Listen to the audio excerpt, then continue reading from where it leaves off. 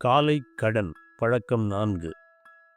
காலை விழித்தவுடன் உடனே படுக்கையிலிருந்து எழாமல் ஓரிரு நிமிடம் நிமிர்ந்து உட்கார்ந்து கண்களை மூடி அன்றைய தினத்தை நமக்கு அளித்த அந்த இறை ஆற்றலுக்கு நன்றி சொல்லும் பழக்கம் கைகொள்வோம். தினந்தோறும் உறங்கியவர்களில் பலர் எழாமலே உயிர் நீத்தவர்கள் உண்டு.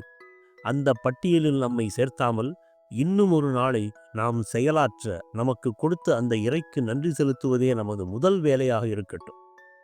பிறகு எழுந்து பல் துலக்கி பற்பசைகளை உபயோகப்படுத்தாமல் சில நாட்டு மருந்து கடைகளில் கிடைக்கும் திரிபலா போன்ற ஏதோ ஒரு ரசாயன சேர்மானங்கள் இல்லாத பற்பொடியில் விரலால் ஈறுகளை அழுந்த தேய்த்து பல் துலக்குதல் அவசியம்.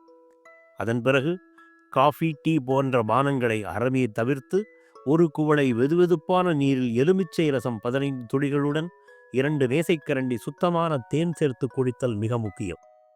இதன் மூலம் நமது சிறுகுடலில் சேர்ந்திருக்கும் எச்சக்கழிவுகளை பெருங்குடலுக்கு அனுப்பும் மிக முக்கியமான சிறுகுடல் கழிவு நீக்கம் நடைபெறுகிறது. அதன் பிறகு பெருங்குடல் கழிவு நீக்கம் என்கிற டிஃபிகேஷன் என்கிற மலம் கழித்தல் ஆகிய கழிவு நீக்கம் நடைபெற வேண்டும். கழிவு நீக்கம் என்பது தினமும் காலையில் எழுந்தவுடன் நடக்க வேண்டிய ஒரு பழக்கமாகும். கமெண்டில் மலம் கழித்தலில் கான்ஸ்டிபேஷன் போன்ற பல பிரச்சனைகள் இருப்பவர்கள் அதை தவிர்ப்பதற்கு தீர்வுகளை வேண்டினால் தகுந்த தீர்வுகள் அளிக்கப்படும்.